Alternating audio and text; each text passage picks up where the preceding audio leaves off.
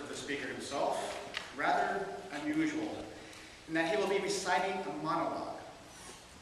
You might be asking yourself, how could this project possibly benefit our communication and public speaking skills? What might be readily apparent is that this sort of project is meant to develop one's use of gesturing, facial expression, vocal variety, and vocal projection. Perhaps after the presentation, you will come up with a few other possible benefits to the aspiring, competent communicator. Without further ado, please welcome Justin Bordessa for his presentation, Acting Like an Actor Acting. Justin.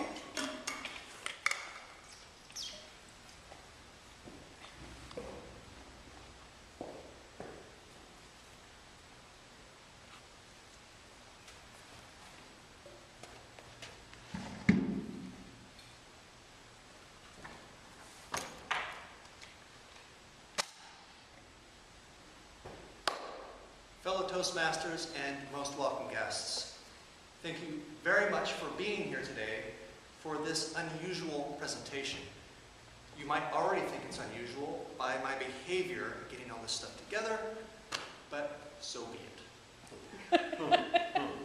This presentation is unusual, to me at least, because I am basically acting, which I've never done before. I am playing the role of a man named Mel. He is a middle-aged man who has spent his life working in the high finance world of advertising. He recently lost his job, and his life was his job, so he's having a nervous breakdown because of this. His fretful wife, Edna, is sitting in their apartment watching this all go down. Please enjoy the show.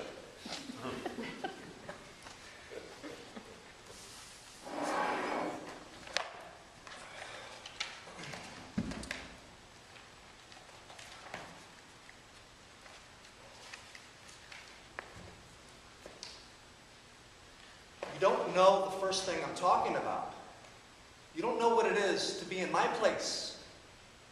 You've never stood in line for 2 hours waiting for an unemployment check in a shirt and tie, trying to look like you don't need the money. And all the while, some fat old dame behind the counter is yelling out so everyone can hear, "Did you look for a job this week?" Yes, I looked for a job this week. Did you turn down any work this week? What in the world would I be doing here if I turned down work this week?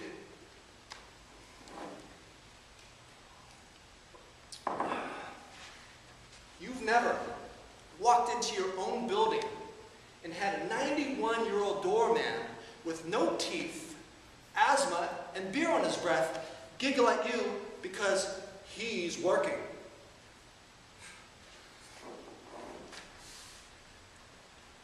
You've never been out on your own terrace and been hit with a bucket of ice-cold ice water. I haven't forgotten that son of a witch. I haven't forgotten you, son of a witch. I'm waiting for him. I'm just waiting for him. He's up there now, but one day, he is going to be down there, and I will be up here. And then we'll see.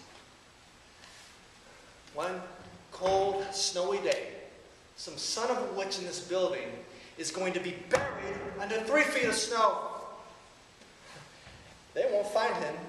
until the spring. They won't find you till the spring, you son of a witch!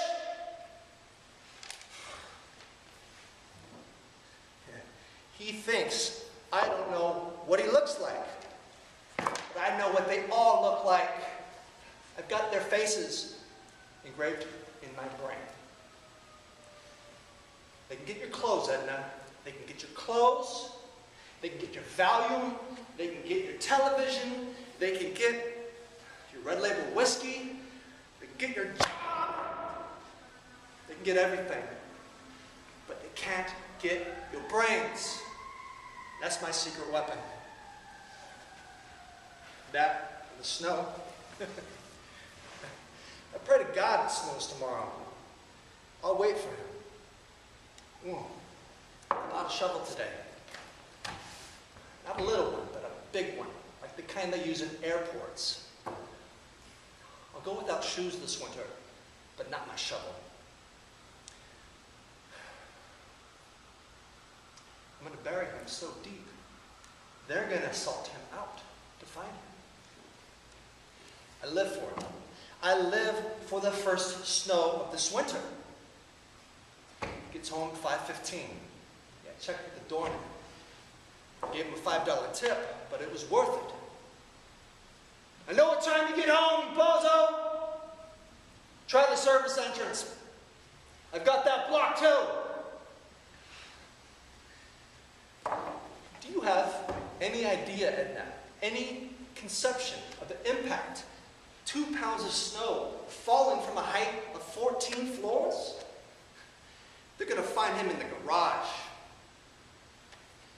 They're going to find you in the garage. I know what you look like. And if I don't get you this winter, and it doesn't snow, I'll wait till next winter. I've got nothing but time. Nothing but time, baby.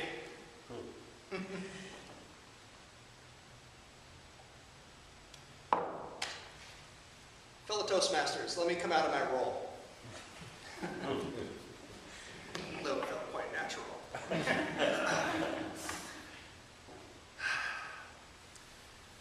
As we progress along the path of becoming confident communicators, we tend to focus so much on what it is we're saying. And we're focused on when we say those things, right? This is what writing a speech is all about. But I want to stress how important it is to focus on how you say what you need to say. How can you get what you want across to your audience? Consider the use of gestures, vocal variety, utilizing the stage, props and visual aids. All of these things are so important to our message, perhaps even more so than the words themselves. So think about that on your journey. Mr. Toastmaster.